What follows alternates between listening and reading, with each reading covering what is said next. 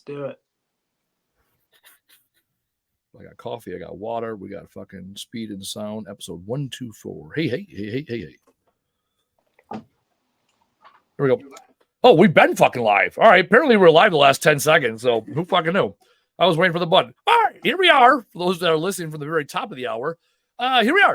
Episode 124 of the Trash Talk Business Podcast. This is our opportunity every week to invest 1 hour into working on our business. So whether you are starting, getting out, growing, scaling, chilling at home, you are living your junk removal dream, and we are here to promote all things you. I'm Andy Weins, your host, and today I'm joined by Matt. I can't even, I fucked up the first name. Max Sieg. Also, I realized since Casey's been off the show, my F-bombs per hour ratio is way down. My rookie numbers, because Casey and I had a tendency to get each other excited about things from time to time. Anyhow, Matt Sieg, welcome to the show. What brings you here today? Hey, thanks for having me, Andy. I've been listening in since like last November. Oh, there goes my screen already. You know what? My audio's fucked. Your video's fucked. We're great. We're off to a great start. We're 1 minute in. To a great start. I've been listening in since last November when I first kind of got started, and your show's provided so much value to me that I wanted to definitely address like newer people that are getting into the industry and kind of help them what year one kind of looks like. That's kind of, I'm still in my first full year, so that's kind of the value I can help provide, some information on the mistakes I made, things I learned. Things like that. Yeah, well, let's not call them mistakes. Let's call them choices. And the beautiful thing is, because you're coming in fresh, you have a perspective that I don't have. I have 15 years of perspective, right? Which I can be in a little fixed mindset every now and then, like, oh, hey, this does or that doesn't work, right? Because I've tried it before, I've done it before. So you're 1 year, right? How do we utilize that and leverage that as a as an opportunity? Like what do you know, because you only have 1 year of poor choices, right? Yeah, if you will. Absolutely. So let's get you caught up. Let's get the audience caught up to speed. How long you been doing it? Full time, part time, size of operation, where you're located, all the geographics. Yep. All right. So let's dive into that. So the first job I ever did was April 2023. I was still in college at the time, finished college May of 2023, so a little bit over a year ago. Officially formed my LLC that same summer, the end of July, so July 2023. Was still working part-time in the restaurant during that time, really until like November of last year when the restaurant closed for the year. And then I kind of started to dive in more full-time after that. Where I'm located, I'm from Ocean City, Maryland. So we're a huge resort town on the coast of Maryland. So our peak like tourism season really is from like May to end of August is the time when it really ramps up. But there's weekends all through the spring and fall where we stay busy. My county, Worcester County, has 50,000 residents in it all year long, but just Ocean City alone in the summertime can ramp up from like having 7,000 residents that are there full time to busy weekends, 4th of July, Labor Day, all those weekends where there's 400,000 people in town. Oh, wow. So there's a lot of infrastructure in Ocean City, even though there's not many full-time residents. Gotcha. So that allows for a lot. There's tons of condos, a lot of second homes, a lot of people from Pennsylvania, other parts of Maryland, like Baltimore, Annapolis, people from New York come here, vacation here. So there's a lot of necessity, I would say, for junk removal, especially since when people are down here for a week or two out of the year, they really don't feel like doing it. Rock and roll. And then you're also in the same city as Carol Poole, Valancourt, who was on the show about a month ago. Yes. Yep. So there's a J-Dog franchise here in Ocean Pines. That's where I live too. but it's like 10 minutes outside of Ocean City. And then So they're right down the road from me. So have you been full time now since November of last year? Yes. Yep. Okay. Why did you get into junk removal?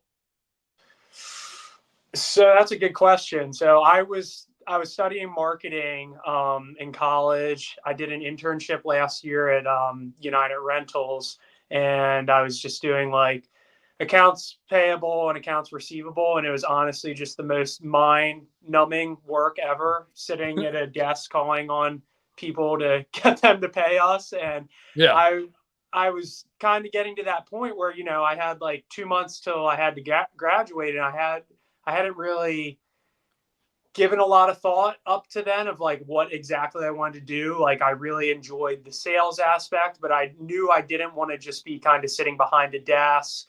My best opportunity at the time was going to be selling insurance for a cyber insurance company out of a place from about an hour from me, and I didn't feel like commuting there every single day, an hour in the summertime, and I decided to one of my friends' dads actually had mentioned junk removal, and then I started doing a little bit more research. Kind of always had that entrepreneurial spirit, and I decided to start my own business right out of college rather than go do a 9 to 5 that I would hate, because it just wasn't me to sit at a desk all day and do that. It wasn't me. I love talking to people. I love being outside. So it just seemed like a good fit. I tried it. I ended up loving it. Before that, I'd actually done some reselling like on eBay and stuff. So I always kind of enjoyed that thrill of going to thrift stores and looking for items to sell. So this kind of, even though now I don't sell as many items, I'll still sell some items, but a lot of it goes to donation, which I'll talk about later. It's still that thrill of going and finding items that really keeps me in it every single day. Oh yeah, no, and I dated a woman years ago, and that was always her question. She's like, why do people get into junk removal? She's like, I know why you got in, like you were born into it, like my great grandfather kind of shit, and even to that end, I do junk removal. My cousin owns a junk removal company. Like this weekend we had a family party, and like my fucking like second, third cousins were there, and they're like, oh yeah, you got that from great grandpa, blah blah. It's like, so like I know why I got into it. So no, it's always an interesting question, because it's like, why junk removal? The other thing is with the waste in the recycling industry is most people are second, third, fourth generation that own, metal recycling facilities or, local or regional haulers. Not a lot of people are getting into it. And then junk removal is completely different. It's like anybody and everybody with any background gets into junk removal. And so how we get here is interesting, because you're what, out of college, what, you're 22, 23? I just turned 24 like 2 weeks ago. Yep. There you go. So you're like, I got in at the same time. I was 24, 25, and I farted around for 7 years. It wasn't until I was 31 that I jumped in full time. It was 31 and went on 32. And so now the last 8 years I'm in it, right? And I'm grinding, I'm in it to win it. So the other thing I appreciate about you is you are an avid listener. And you've taken me up on it. You'll text me different ideas. You'll ask me different questions, and it's like, let's have some dialogue, because you have some opportunities by you that I haven't seen by me. So it's like, cool. What are you thinking about this? What, how can you make this happen? Yeah. So far since you've been in junk removal, or even let's go with the podcast, what are some of your top takeaways? I always like to double tap things. What are some things you learned in the podcast that really have resonated with you and help, supported you transform this business from what it was now what it is? I would say the biggest thing for me has been, even though I knew about Goodwill, I knew about Habitat for Humanity, I knew, I've heard of scrap yards before I started junk removal, really, until I started listening to the podcast. I wasn't really thinking of ways to cut down on waste. And that's what I've really used as kind of a differentiation point for me, as, a sole member or, owner operator right now. I can kind of market that to my advantage, that when I go and, talk to realtors, have a sales presentation or anything, I really hammer down on that point that, since I'm the one doing everything right now, that I keep track of what goes into the landfill. I keep track of what I take to donation. I keep track of what goes to, or I'm in control of that. I mean, what goes to donation, what goes to recycling, all that. So I can remember my first couple of jobs, I was just going every time to the landfill, and I wasn't really thinking about like, okay, like, is this the right thing to do? Just, I've got this old desk, like it might not be convenient to hold on to it until tomorrow when the donation center opens. I'm just going to go drop it, just go throw it off, get it done today. But now I've really tried to, focus on processing everything. And I still only have one trailer. I'm renting from my dad in an HOA, and I know you and Casey talked about that a lot. It's hard. It's hard to keep. It's hard to. They don't really appreciate me sometimes if I have stuff in the yard. But I mean, I really try and my girlfriend gets mad at me too because I'll put stuff in the house and then take it out the next day. But I really try and take things and take it to donation or take it to recycling because it's the right thing to do. And that was the biggest thing that for me that I've learned so far from the podcast is just, cut down on the waste. Let's do our part and dump it responsibly, dump what we have to, but, take the things that someone else can use and donate them or recycle the metal. Yeah, and you know what? Actually, last week I completely forgot to talk about the recycling summit weekend. It was last week I did a book report. 2 weeks ago, whatever. Either way, here I have my notes over there on my left, so I'm going to go over that. October 25th and 26th. You're coming, right, Max? Already, we talked about this. Yeah, we talked about it. I'm definitely going to try and make it out for it. All right. Well, we don't try, we do. So plan on meeting Max along with other people. That's it. Actually, someone else hit me up over the weekend. They're like, "Hey, can I come with 2 people?" I'm like, "Yes." Just have 2 registrations. Like it was like, yeah, like absolutely. So we're doing we maxed participants 25. That's gonna be a nice group of people. So registrations are already going. Registrations are going quick. People have already been registering. So October 25th, 26th, real simple. The 25th, the other big thing is I thought about where I was my first couple of years in junk removal, right? And I really made this event to reduce all the barriers and bottlenecks and reasons why people would say no, right? I'm doing it on a Friday into a Saturday, right? So there's the advantage. You can work all week. You can fly on a Friday morning and be home Saturday night with this summit. I am making the summit free for those to participate. There's no cost. Show up and get knowledge because I want to create an event where people can come again without barrier because I know how precious dollars are, especially this time of year. Most people are probably pretty cash rich this time of year, and yet the snow's flying in a matter of weeks, right? The war in your case, right? The seasonality goes down, which may or may not increase your business, but we know the business slows down in winter. It doesn't matter how much snow you get. There's a general slowdown around the holidays, and then it picks up again in spring. So October 25th, 26th, there's the agenda, nice and simple. 25th, on that Friday, from noon to 5, open house. So people can come in, they can meet, they can greet. Maybe they can't get in their hotel room yet. So you can, if you got Uber or whatever, you can come here, drop your bags, you can rent the car, you can park it here. I'm opening up my operations to people. Come see how my operations people are answering the phones. You can listen to it. You can watch the cadence. You can watch jobs get put on the board, jobs come off the board. You can watch our guys and listen to our guys in the field. You can also watch the guys come back as they unload. How are they sorting material? What are the most efficient practices of sorting?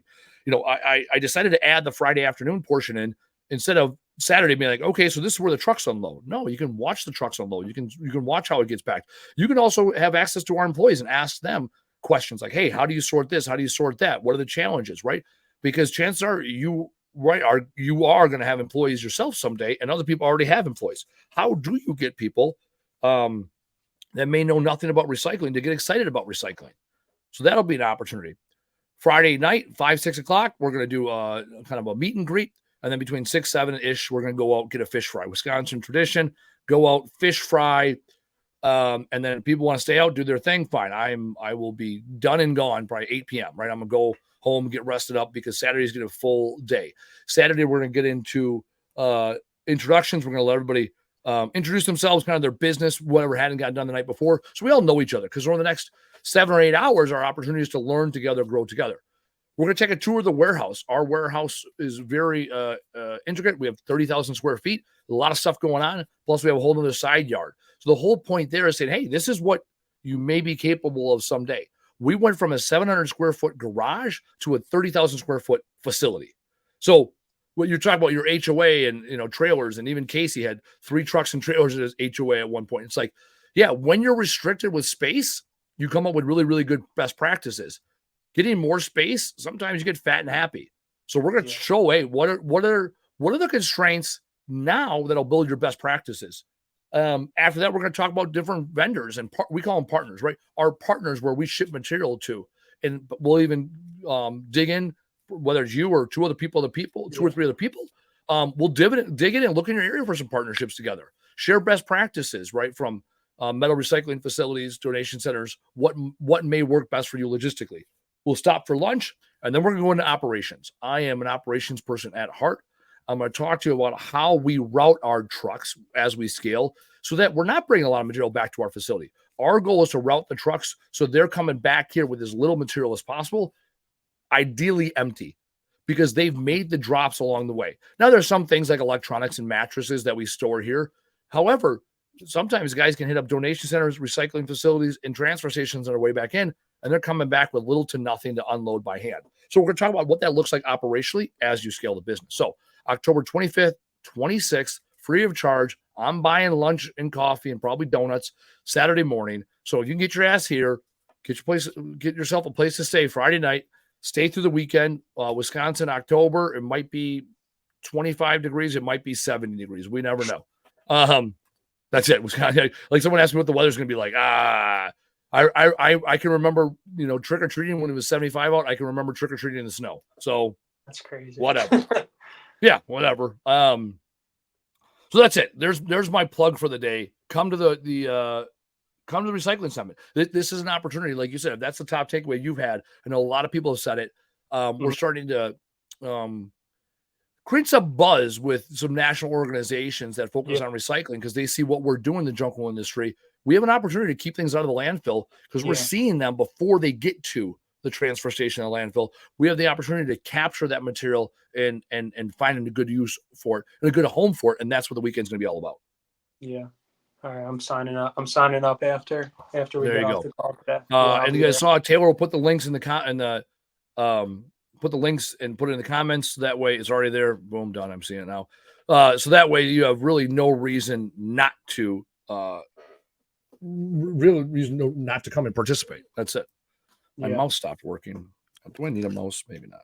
Yeah, I've called one company. I haven't heard back, but that's kind of my next big item that I want to figure out. The best way to recycle like locally here is mattresses, because the amount of mattresses I throw away is awful. I think that's probably that and like couches are probably the thing I would say I throw away the most, but a lot of mattresses. Couches are one of the most difficult things to get rid of. Because couches are our arch nemesis. Okay. They're a pain. Yeah, I just typed in couches or mattress recycling in Maryland, Montgomery County, whatever. Buy mattress, whatever. Yeah, it's that's an interesting one. I would say we're usually like way behind, like Baltimore and Annapolis we're usually like 25, 30 years behind everything that is trending up there. So one day, but I'm sure there might be an option somewhere around here. So I'll have to dig a little bit more into it. I just looked. There are 2 mattress recyclers in all of Maryland, one in Baltimore, one in Pikesville. Okay, I think Pikesville is kind of up there too. Buy mattresses. Also, how close are you to Montgomery County, Maryland? 2.5 hours. So not close. All right. Anyhow, all right. There we go. Yeah, no, to find mattress recyclers is one of the more difficult things. Casey found a guy that was paying him for mattresses, so it's extremely feasible. Yeah. That is it. Extremely feasible. So, all right.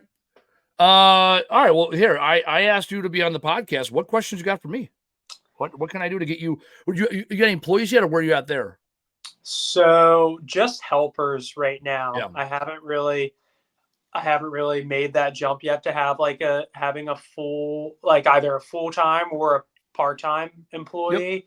I'm thinking it's probably time soon to do that, just because like revenue wise, where I've been hitting more consistent monthly numbers where and I was listening to your episode, which would have been you recording it last week, but the episode today where you're kind of saying um when you're starting to get to 15,000 a month, you're starting to think about other, adding another truck and everything. But I would say I would definitely need the help during the summer. The summer definitely, because I was stayed super busy this summer.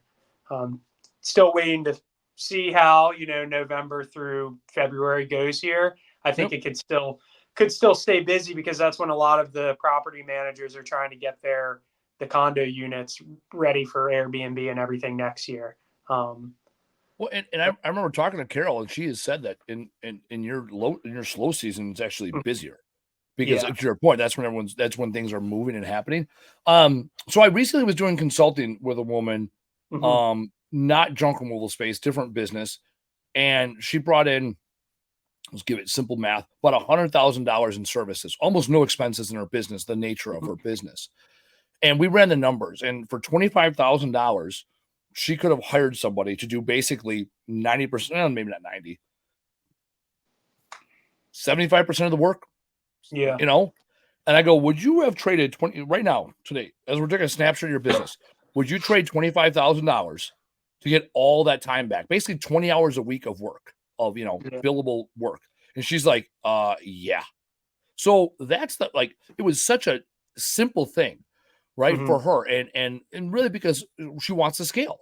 She wants a Yeah. business that is making her money someday, right? She wants to own her business. She doesn't want her business to own her. And Yeah. so when I talk about 15,000, that's when I say add a second truck. If you're already Okay. doing when you're doing north of 10,000, get a second Yeah. person, Okay. because train that person, and that your first employee is your most important Hmm. hire you're ever going to make, because you only got one time to do it right the first time. Because every employee thereafter you hire, you're going to compare them to that guy and how you train them and how you mentored them. Hmm. The other thing is that employee gets it right from the horse's mouth. He hears right from you your vision to run the company. And not Yeah. only your vision, you guys get to figure stuff out together, because every employee thereafter is going to be secondhand, right? You're already going to figure out stuff, and now you're going to teach them. This guy's going to learn with you. He's going to see how you operate as a leader and as a manager of process. And so it's critical that you hire before you need to hire, because then Okay. you have the time to train them. Because what ends up happening is people hire people, and then it's like, oh fuck, now I don't have time to train them. Now we're so stacked up with jobs, I'm not taking this time. And so even for you, if you're doing, let's say, 15,000 a month, like just Hmm. 150,000 a year, right, with some seasonality, it's like, all Yeah. right, would you trade 30 grand to hire someone at $20 an hour, and they're working 15, maybe 15 to 30 hours a week throughout Hmm. the year, right? They're gonna pay them $20 an hour. Like, would you be willing to pay them that for, spend 30 grand, take it out of your pocket, because that's where it's coming from, but it's going to buy you years of your life? Like, that's Yeah. what it comes down to. Yeah. Save your back, save your body, allow you to go to networking events, or hell, take the time to read, take the time to sit and reflect, take the time to work smarter, not harder. The first couple of years, you're working really hard. So, Yeah. at the very least, pay someone to take some of that hard work off your plate. Yeah. Yeah. Absolutely. I think I think the thing that like today, for instance, we did like I had my helper with me. We did one full load, so 550 for our full load trailer, and we were done in an hour. So that days like today, I'm like thinking, so like what would I have the guy, if I had a full time, 30-hour a week person, what would I have them go do on a day like today? Is you know what I mean? Yeah, no, that's a good question. You go have them fucking door hanger with you. Go have them walk into businesses with you, right? Okay. Because the goal is, yeah, okay, because all right, so you have a $550 day, right? Okay, fine. Those $1,000 days, instead of you being out there for 6-8 hours, you're out there for 3 or 4 hours, and you still have time to go to networking events, right? Okay. You lean on them. You got to look at them as not an employee. They're like you're kind of your business partner at that point, right? Because they're going to be vested. They're going to want you to have more jobs. So it's like, hey, I tell them, hey, you got a 4-hour minimum. I'm going to pay you 4 hours minimum every day. When you can find productive things to do outside of those 4 hours, I will pay you to do productive things. So maybe you split up the city in half, and you go to half the places. He goes to half the places. You go door knock, cold knock on realtors' offices. Like things like that. Yeah. So maybe he's working. You tell him, hey, I can give you guaranteed 30 hours. Maybe it's 20 hours of actual work, right? 4 or 5 hours a day, 4 or 5 days a week. And then another 10 hours of business development. And business development is simple. You can have them go up with yard signs, door hangers, cold knock businesses. Because at that point, you're making the investment, right? Yeah. So that he's there. So let's just do, let's do hillbilly math. 20 hours. Where do I put my phone somewhere? There it is. Plugged it in. All right. 20 hours or $20 an hour, rather, right? $20 an hour. Let's do hillbilly math. $20 an hour, 30 hours a week, $600 a week at 52 weeks. Look at that. $31,200. I said 30K. If you do $15,000 a month, right? So 20% of it goes towards labor. You're training him the whole way. And this is with the expectation that he's only 2/3 of his time is working in the business. 1/3 is on the business. 1/3 is helping you grow the business. Right? So he's cutting your time on jobs in half. So now instead of you spending 40 hours, 50 hours a week on jobs, you're only spending 20. You're spending 20, he's spending 20. You just freed yourself up 30 hours because you're going to work 50 hours a week. You freed yourself up 30 hours to work on your business and on yourself. And you freed up him 10 hours to work in the business and on the business. It's that really, really simple thing you should do. Yeah. Yeah. That makes sense then. Yeah. Yeah. I mean, that's and that's what you need to do, Not need. You want to do it. You want to make that investment. I look at dollars I'm spending on an employee. I'm worth more than $20 an hour to the business. Yeah. 100%. Okay. And what do you have an MPR? What kind of truck do you have? So I have I just got rid of my F-150 and then I got a Ram 2500. So I do truck and trailer. Okay. I guarantee you, well, I'll put money on it that someone off the street does not know how to drive truck and trailer. Yeah. So I did it when I first started. There you go. It was a struggle, but I mean, a little bit of practice, I figured it out. So the first couple of weeks, hey man, we're gonna do 1 hour driver's training until I'm confident that you can do driver's training. Let's go to a parking lot, set up some cones. I mean, you got to build this thing from the ground up. Yeah. 100%. From 9 to 3 every day. Well, at least my thing is 9 to 3, Tuesday, Wednesday, Thursday, at the very least, you got to be doing revenue generating activities. When you're not on jobs, you need to be door knocking. Hell, maybe you guys just go walk together because it's scary the first couple of times you go out cold knocking. You just walk in there together. Yeah. I mean, I like cold knocking the realtors. There's always work well, but cold knock the realtors, senior living facilities. Go do 50 cold knocks together. And then say, okay, man, you go do 20, I'm going to go do 20. Who can get the most brochures, right? Senior living, funeral homes, property managers. Yeah. Anything commercial real estate related.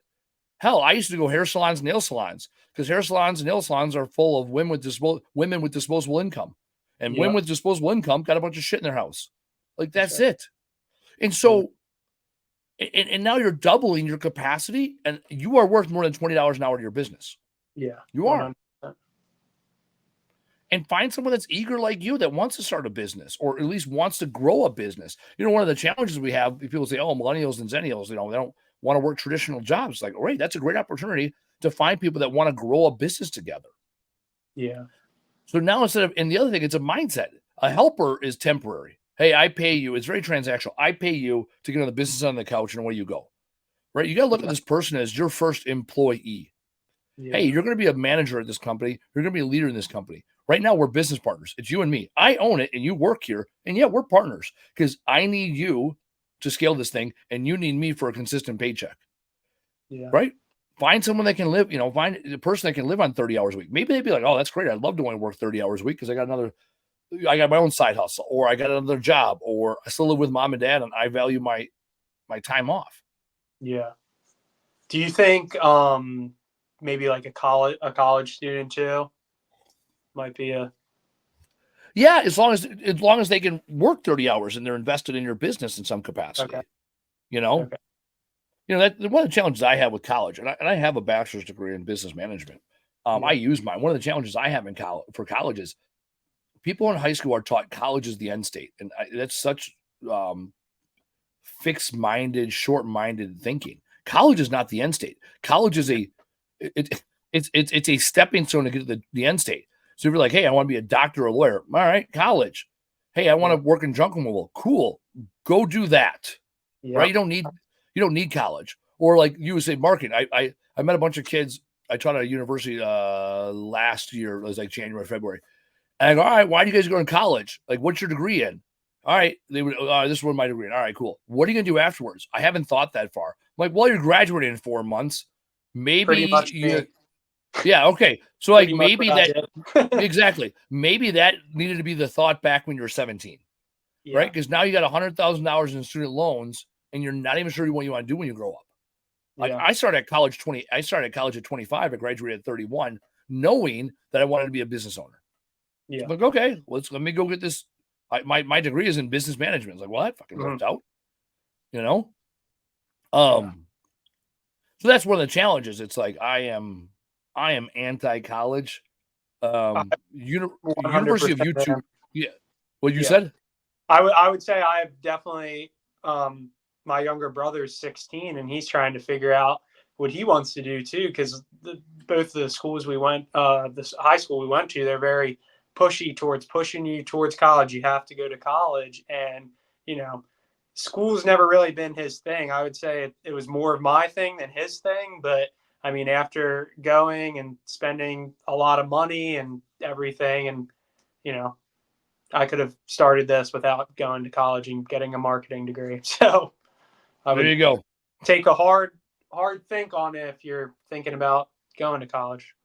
Oh, absolutely. Yeah, I am adamantly against college because I did it, right? I was against it, and then I went and tried it, and I certainly learned some things along the way, right? When I was 25, I got into junk removal. I never really committed to it. I went to college. I all these excuses. Had I committed at 25 to junk removal, I'd had 15 years of real world experience. Oh, I'd be way ahead of where I'm at now. Yeah, 100%. Experience is the ultimate teacher. Actually, I heard this quote this weekend. It was basically it was a play on words. Like some things can be taught and other things need to be learned. Yeah. Right. And the whole idea that like I can teach you something, and experience is the ultimate for learning. Oh, we lost him. He went away. Where did Max go? Maybe his phone died. All right, Max is. He dropped out. All right. Taylor, our producer, since I'm talking to myself now, just said, hey, roll the trades and hit the payment. Yeah. My first 2 years of college, I went to MATC, Milwaukee Area Technical College, which is trade school, community college kind of type. And that was great at planting base knowledge. The other thing I will say I did learn in college, I did learn research ability. I learned how to find a topic, research it, and find the data so that eventually when I wanted to make a strong argument, I had the data for it. See, there's Max. I filibustered it. But phone dropped. My internet must have crapped out for a second. That's right. Shit happens. Our internet crapped out here in Wisconsin for some reason too, which is interesting. Actually, I'm hardwired now. Anyhow, I was doing filibuster about trade schools or community colleges. A better bet. We actually have a great community college here that's starting to offer a lot more trade options like welding and electrical, and that's what I told my brother, go try that. it's usually free actually in Maryland to go to like community colleges. So I was like, go try it out, take a couple classes, see if you like either one of those. Well, there's a reason why these big universities, so many of them are going bellying up and are struggling. Hell, the college I went to went out of business 2 years ago. It was a private school. It's like, because what is it? You're like, you keep increasing the prices, and yet you're not offering anymore. And what you're offering isn't necessary. With me, I don't look for college degrees. We got a guy that started with us recently. He's got a college degree. I'm like, all right, I don't care. What's his driving record like? Is he a decent person? Right? And he is. Right? So it's like, it's great. I couldn't even tell you his name's Earl. Nice dude. First time I met him, came up to me, shook my hand, looked me in the eye. I'm like, cool. You don't need a fucking college degree to shake a man's hand and look him in the eye. So I have no idea what his degree's in. And he graduated college and he decided he wants to come work and do junk removal with us. And he's doing a great job. So it's like, well, you didn't need in college for that. So yeah. All right. I am very much against college. Yeah. Heck, even Google doesn't agree. Yeah. I'm all about University of YouTube. You sit back long enough on YouTube, you can learn the tactical real world things. Now, if you want to take a couple classes here and there to learn something specific, by all means. You want to learn graphic design and things like that? Hey, get after it. You don't got to learn about biology in order to be a good graphic designer, though. Yeah. Yeah. I mean, everything pretty much I built when I built my website and everything, I had to like watch everything about, with the basics for SEO and stuff. I mean, that wasn't stuff I learned in school when I tried to figure it out through YouTube. And that was my best friend with getting all that set up. So you are. You have a marketing degree and you use YouTube to build your website. I mean, that is case in point. Yeah. It is the way the world is going for the last 30, 40, 50 years, however long it's been. College has been these schools have been promoting college, and it's like, and then you have all this college debt. It's like, well, why? It's like, well, because you're promoting school to people that ought not to go to school, right? Yeah. And we have a shortage of people in the workforce because they're told to go to school or bust. And it's like, well, the third option is you just go to you can get in the work world at 18, 17. Get in the workforce and start working and learning a craft, learning a discipline. It's stuff like that ideology. It bothers me. And I used it for years. Here I sit. Years I used it as a limiting self-belief. I told myself I was not smart enough, capable enough to start my business until I had a college degree. How narrow-minded was that? Yeah. Those 7 years of going to college, I got deployed in there and married, and there's other shit going on, those 7 years of college, had I been going and doing junk removal those 7 years, way ahead of where I would have been. Yeah. Right. And the lessons I learned in college, I would have figured them out eventually. I did read 7 Habits of Highly Effective People, which is, I did read that in college. And that's, someone asked me the other day my go-to book. So I have 3 for people that do read, right? 3 go-to books for $50 in books. You can get the life lessons. It's 7 Habits of Highly Effective People, Stephen Covey. 10X is easier than 2X, Dan Sullivan. Depends where you're at in your business. Newer businesses read The Gap and the Gain, and then read what's the second one? Who Not How, and then eventually get to 10X. If you're already, or when you're already, they call it the 3rd level entrepreneur going to the 4th level, then 10X is right. When you are starting off, you're rough and tumble, start with The Gap and the Gain. That'd be a good one for you to start with. Okay.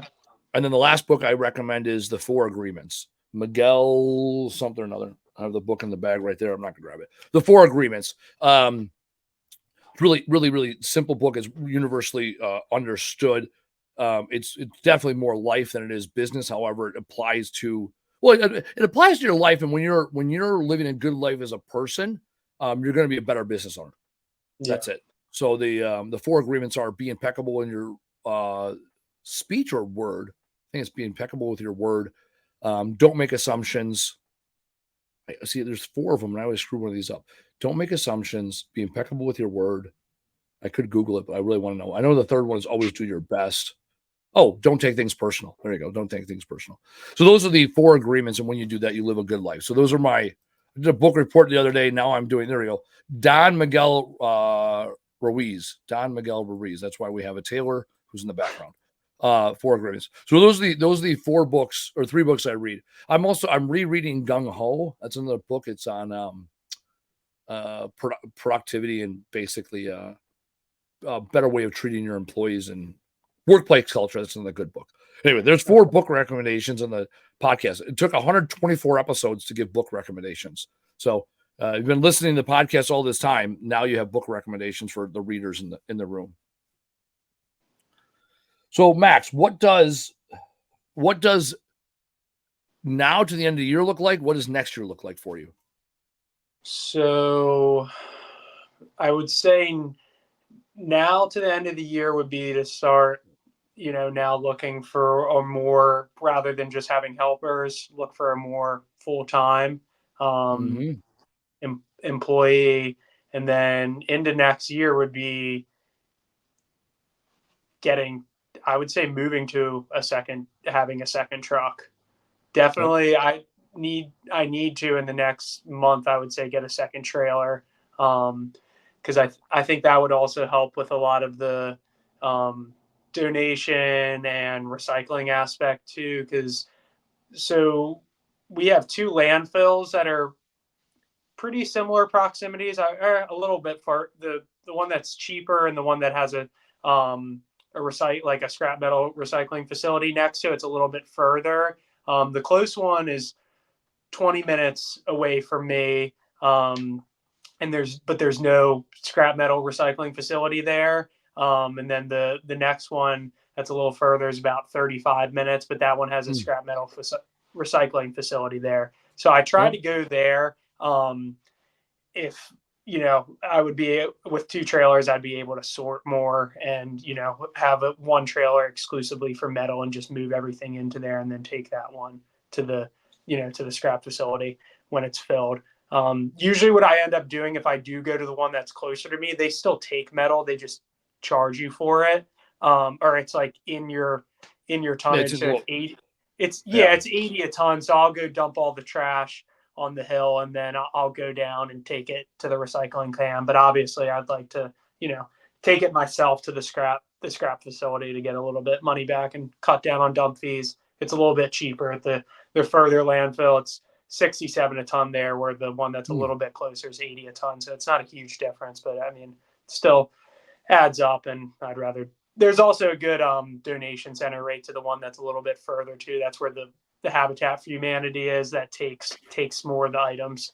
So I try to go there, but I think definitely adding a second trailer. Right now I'm still just running a utility trailer, 6x12 utility trailer with 4-foot walls. So it's 10.67 cubic yards, but like 11 cubic yards.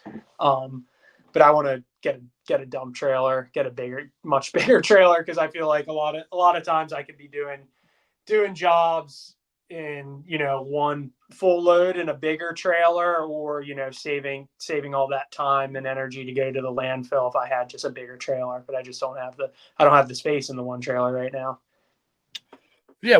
Are you also utilizing the bed of your truck when you're banging jobs? So I was, before I got this new truck. This one has a cab on it, and honestly, or not a cab, like a cover on it. Honestly, it's better because I was tossing way too much stuff into the bed of the truck, and it ended up just being another area to add more junk. So now I kind of just keep my tools in there and the necessities, and it's not a complete shit show in the back of my truck. So I think it's better that it's covered now. But I think I'm going to move probably to just getting a bigger dump trailer, probably a 7x14. That was the whole point of getting the 2500 and upgrading from the 150 that I had before that. You still have the 150, or you trade? I traded it in. It was honestly I bought it like last summer when I first started. It was a shitty truck. It was a bad buy. It needed like transfer cases and everything. I was like, I'm not dumping any more money into a truck that's not really gonna, I knew I wanted to get a dump trailer, and it was just choice I made, and I learned from it. I didn't know anything about towing when I first started, so now I know I need a little bit bigger of a truck. Yeah, no, we bought a Ram 1500, our first pickup truck. We thought we were golden. Yeah, Nope. that's what I Yeah. thought too. Yep. No, yeah, there you go. So yeah, I cannot tell you people enough. You got to buy 2,500, 250 half-ton pickup truck, whatever the number is. The 250, the 2,500. Go when you're buying, buy that, and then you're right. Fucking done it again. Between utility trailer and dump trailer, I like to have one of each. Yeah. Starting off, and utility trailers are nice because then you learn to appreciate the dump trailer that much more. Yeah. And you can get to a dump trailer 10, 11,000. Big Tex makes it, whatever. Like, especially if you're getting a standard dump trailer, they're relatively simple to get. And the nice thing is when you have those two trailers, then the goal is, all right, get the next truck, get the next trailer. Now you have a 3-to-2 ratio, unless you end up going NPR route or whatever, right? Yeah. I grew up on the truck and trailer method. I love it. I also know we scaled differently where we utilized box trucks. We got box trucks before we ever got dump trucks. We had one dump trailer, but we basically went utility, trailers, box trucks, then a dump truck, or then a dump trailer, then a dump truck. Yeah. So I looked at box trucks too. I was looking at like a Chevy like 3500 box truck, and yeah, the kind of the big factor that kind of decided that I wasn't going to get that was that, like, here where I am, there's a ton of brush jobs too. So having, I'm getting really tired of touching brush twice. So to have the dump trailer, I think I would have been too long at the place where we have a place here where you can go and drop all your, like, tree branches, leaves, whatever, off for free, which is nice. But I don't think I would have fit in there with a big box truck. Gotcha. So that was kind of one thing, and just to be able to drive my truck if I want to go to the beach and I want to take the trailer off or something. It's nice I can just go and drive the truck, not have to bring a box truck into Ocean City and everything.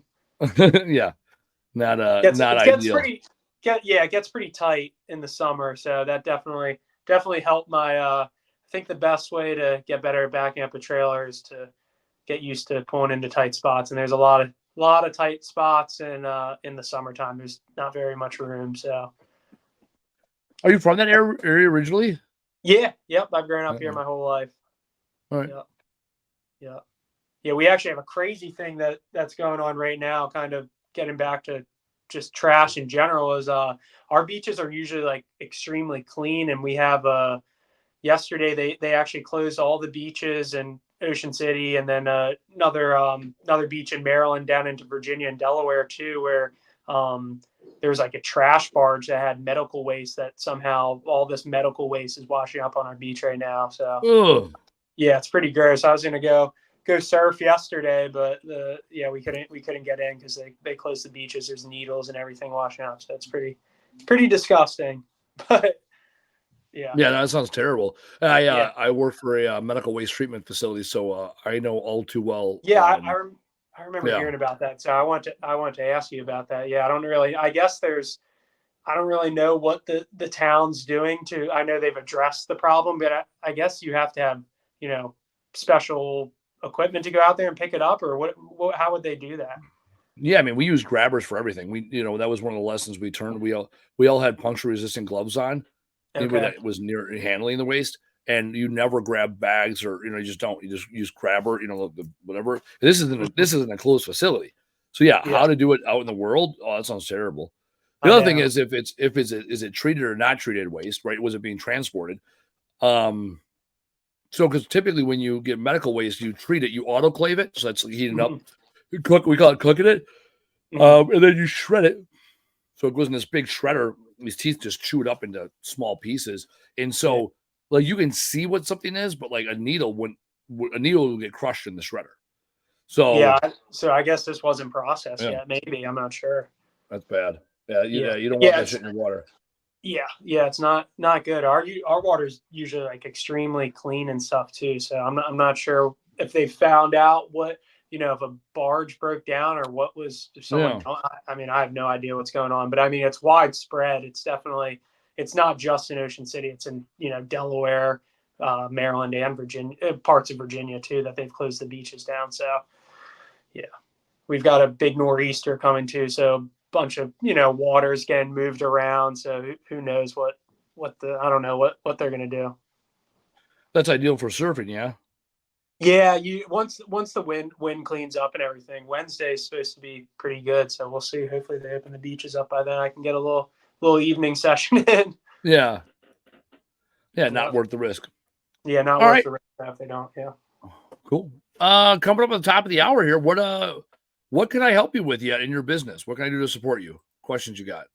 Let me think. So I did have one question about with recycling some metal and stuff. So usually say today I had like a outdoor wicker furniture set that I ended up throwing away where the wicker was starting to break off. I wasn't sure if that's like stuff that like scrap metal facilities will still want to take and how that works exactly. If there's other, plastic or wood around it, like if it's a metal table and there's wood around it, will they still take it? Do they still want to take it? And kind of how do they get rid of that waste to get to the metal, I guess? Yeah, it's a great question. So the rule is take until they say no, right? Find the line, and every scrapyard is different. Every operator, the crane operator is going to be different. And hell, the day's going to be different. Maybe the scrap pile is low, they'll take anything. Maybe it's high and shit day, and he doesn't want to take anything. So see what your scrapyard takes. And what ends up happening is when you throw off that non-ferrous metal, whether it's your scrapyard or a metal recycling facility or send it to another facility, it ends up getting shredded. And then from the shredding, there is more material than that gets pulled out by magnets, and there's other material that gets sorted. I had the opportunity when I was down a month ago speaking at the REMA Best Young and Brightest conference to visit a shredder and saw how it all works. And basically it's after it goes through the shredder, it's three piles. It is trash, right? It is non-ferrous metal that gets extracted, and then it's the ferrous metal. So that's the opportunity there is that the opportunity there is that you will take stuff and see what they say. I remember we used to take vacuums all the time, and like they would take my scrapyard would take vacuums, which are like 90% plastic. Yeah, but they would take them because the motor inside of it was worth it. They're like, we don't give a shit because they're just gonna throw it in the shredder, and they accept a certain percentage. I think it's like 98. They want 98%, 97% metal, right? And it's like also like refrigerators. Like you put a bunch of refrigerators into a shredder. It's like there's a bunch of foam coming out and plastic, and yet they're taking the refrigerator. So that makes sense. Yeah, I always wondered that of like dishwashers too. Like mine takes dishwashers. I feel like dishwashers is a lot. Like terrible. Pretty much all plastic, but they still take them. So they got a motor. They got a motor and a steel plate. Yeah, the dishwasher are taken for the motor. The motor has more value than anything else in the dishwasher. That's it. Okay, gotcha.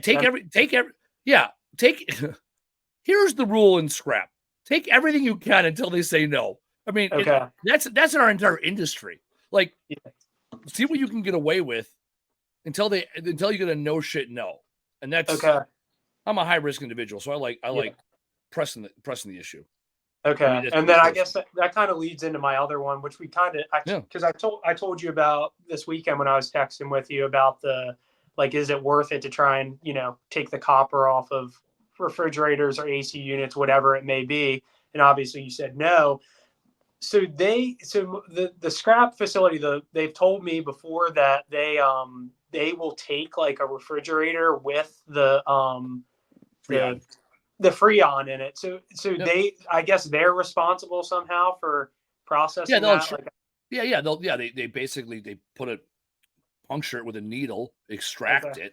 No different than what HVAC guys are doing in the field when they extract the Freon from air conditioners and things like that. Yeah. Okay. Gotcha. Yeah, I just wasn't sure because I always see them just like throwing the, with the cranes and everything, like moving, or the excavators kind of moving the stuff around. So I wasn't sure if they actually do that, but that's good to know because I do take a lot of refrigerators there and everything too. Yeah, well, and it's, again, that comes on a state regulation. So we have some scrap yards that will not take anything free on, and some that will take everything. So we don't even mess around with the ones that don't take free on, because I don't take the time to explain to our guys. Yeah, like, I mean, yeah, I mean, I shouldn't say I don't take that. We take the time, but I don't want to get dinged for having a dehumidifier and a load. Yeah, and again, it's basically the larger the scrapyard, the more likely they're going to take the free on. Okay. So that's it, because they're gonna have the equipment, the certification, the licensing to do it. Okay. Yeah, that makes more sense. Yeah. And then what else? I wanted to ask something else. Yeah. So how many realtor offices do you think you guys go to a month, and how do you follow up? I'm kind of just getting to that cycle of following up with ones that I've already gone and spoke to. How do you when I was grinding, when I was really grinding 30 a month, I'd probably go to. Okay. And then your follow-up, touch them every 30 days. Bring them cookies, bring them fucking donuts, meet them, become best friends with the lady at the front desk or the guy at the front desk, ask for sales presentations, touch them every 30 days. Okay. Something, right? Whether it's a cold knock, send them something in the mail, drop off literature. Right? Give yourself a reason to stop by and say hi. Okay. Even if you just say, hey, who's the manager? You just send them an email, send them a text message. Hey, I'd love to buy you lunch. When's a good time? Or hey, what's your favorite restaurant? I want to send you a gift card for, pound them. Realtors want to know you because they want you to solve their problems for their clients. Okay. Yeah. Yeah, absolutely. I mean, I've noticed, like when I really started, networking with realtors, like early last 2024 winter, I started to see those results. Like you've said a bunch of times, you kind of see the results 90 days later. And clearly, like May through August, I mean, I saw the results of, putting that time in with the realtors, doing sales presentations and going to those networking events. That was definitely. So you're doing what a lot of, solopreneurs are doing, right? You have time, so then you go network, and then your phone rings, and you no longer have time, so then you stop networking. Yeah. Right, and then your phone's gonna stop ringing. Yeah. And that's why, going back, we started from the top. That's why getting a second guy in the truck is so critical and so important. Yeah. You got to free up your time so you can have quality conversations with people. Yeah, 100%. Yeah, I've been trying, because I knew that was gonna come. I knew that time was gonna come where I'm like, okay, I was so busy in the summer, and all I was doing was, knocking out the jobs. I'm like, okay, I really need to start. Once it started to slow down a little, I'm like, ah, shit. I as I sit here, I can never recall a time where someone said I hired my first employee too soon. Okay. Yeah. I have met plenty of people that said I waited too long, or once they hire someone, they're like, oh shit, if I would have known this. Rarely do people hire people too soon. They'll spend money on stupider shit, right? Yeah. They'll buy an office, they'll sign a big fucking marketing contract, all this other bullshit. You're the first employee, and the first employees you hire are the greatest investment you're going to make in your business. Okay. So the sooner you can make it, the better. Even if your first employee is crap. Yeah. You're like, man, you suck. Now I know what not to do. Because then next time you go to hire someone, you'll know what to look for. At the very least, what not to hire. So yes, make that first hire. This is for you, Max, and everybody else listening. Make that first hire, right? And now, yes, you can hire a bunch of people too soon. It's almost never going to be your first employee. Okay. And then one question about ads too. So pretty much, I haven't ran any Google ads. I haven't ran any Facebook, Craigslist, anything. Do you think I should run ads if I'm, staying? I don't think. I know in order to scale, you need to diversify, and you need to delegate, automate, and eliminate things in your life. And automating by having Google ads is automating your lead generation, so you're not solely responsible for going out and making those happen. Okay. What you need to do first is build capacity. Right now, if you're doing $15K a month as a solopreneur, you're pretty much at capacity, right? With one truck. You need to build capacity, get a second person, and then you can start running ads. Okay. Gotcha. because I'm just going to I would get too much then, and there wouldn't be enough time to do it. Yeah. Right. And then you're going to, right. And then you're going to have more work. Good. And then you're not going to pay attention to realtors, and your realtors are cheaper to please than your Google ads. Yeah. 100%. Yeah. So now you're adding, instead of multiplying your realtor relationships and doubling down and seeing them more often, now you're just replacing time with, money with time, and you're going to give up what you had that's working for you. Never get away with shit that works. Yeah. So no, right now, your business, the first thing you need to do is make that first critical hire. Spend 6 months with them, $15,000, let's call it $15,000 from October 1st to April 1st, training them up, building capacity. So April 1, you can hire employee number 2, and employee 1 and number 2 can go out and bang jobs, and you can either go out and make the phone ring or go buy another truck and start hiring or start training employee number 3. Okay. That's my recommendation. And then you can work on Google ads, or maybe you can start experimenting with Google ads. Right now, Google ads do not help you until you get that second employee. Okay. Right. So now maybe you get that employee, that first employee, that first employee, right? Then you can go from 15,000 a month to 25, and you still have time and capacity to do some marketing and advertising initiatives. Or maybe you're at 15,000 a month over the next couple of months, right? Because you're going to maintain that during potentially slow season. I know what I know of your market is you go up in winter, not down. Yeah. You're one of the few markets that does that. So right now is a great time to hire. Okay. Yeah. Well, that's good to, I haven't had that full year yet, so I kind of wasn't, sure what to expect yet. But I think all the realtors that I'm talking to and property managers, I mean, you can't do stuff during you can't do stuff during the summer. It's impossible. You're one of like 5 markets in America I can speak intelligently about. Yeah. I know your market pretty well because I know your competition because I had conversations with her for the last 4 years. She's been in that market. I know your market. So if there's a handful of markets I know that market. I know Madison, Wisconsin. I kind of know San Diego. I know a little bit about Denver. I was in Houston. I don't know shit about that market. I was in San Antonio. I don't know shit about that market. I know the Twin Cities pretty well. I was in Chicago. I don't know shit about that market. Like, I'm telling you places I was successful and all the places where I shit the bed. I was talking to Taylor from Up and Away Junk Removal when he was asking me about Atlanta, because I know some of the people in Atlanta. I go, I know it's fucking big, and I know there's a lot of work. And he laughed at me. I go, that's what I know about your market.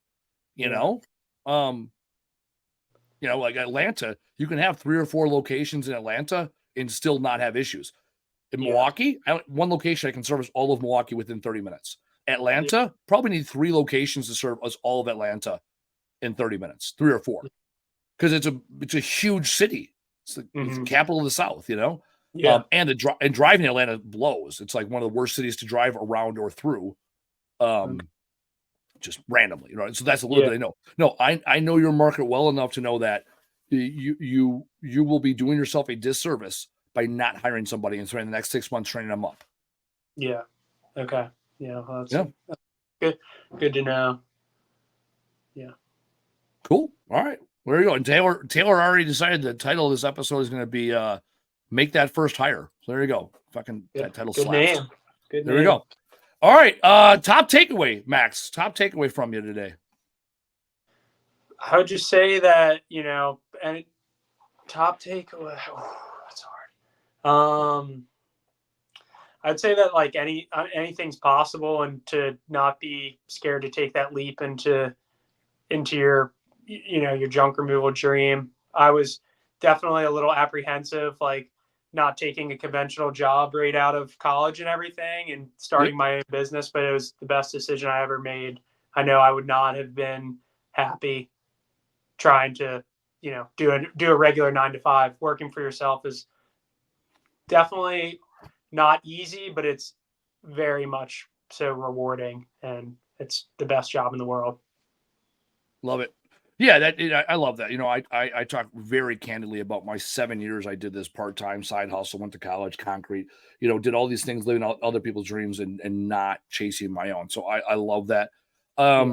And I appreciate, you know what? Like, we were texting over the weekend. I was like, hey, you want to be on the podcast? Right? Like, that's the thing. Like, the answer is yes, and the time is now.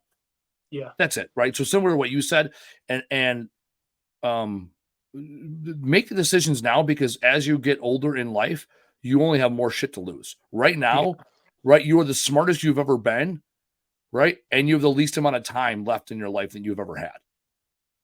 So right now is probably the time to make the decision. Yeah. Right. So that's it. So yeah, I act now. So, my hashtag, DTFT, my mantra for life is do the fucking thing. So whatever the thing is that is the next thing you need to do that thing. So I appreciate that. If you haven't already signed up, the next thing you need to do, October 25th, 26th, go there, sign up for the Recycling Summit weekend, because that's the next step, right? Very logical transition. That's the next step so that we can grow this industry in a more professional and environmentally sound way. The link is right there. The link is in the comments. Excited to meet you. Whoever wants to show up. Spots are limited. Max will be there. We have other people already signing up. It's going to be a great weekend. A lot to learn, a lot to network. I will teach you about 10% of what you're going to learn that weekend. The other 90% is going to come from the people within the room. It's going to be coming from the ideas that are sparked within your head when you see something or hear something that you had never considered before. So that is the goal. Come on out to the Recycling Summit in October. Looking forward to meeting you. On behalf of Taylor, our producer, Max, our guest, I'm Andy fucking Weins. And this has been another amazing episode of the Trash Talk Business Podcast. I went old school there with Andy fucking Weins. It's been a while since I've said that. That's where I got right into radio mode. I used to be in radio with AFW. I am Andy Weins. This is the Trash Talk Business Podcast, and we will see you next week. Thanks for listening. Tap subscribe or follow to get the latest episode. And if you enjoyed this episode, be sure to leave us a review and tell a friend to listen. To learn more, visit trashtalkbusinesspodcast.com. Bye now.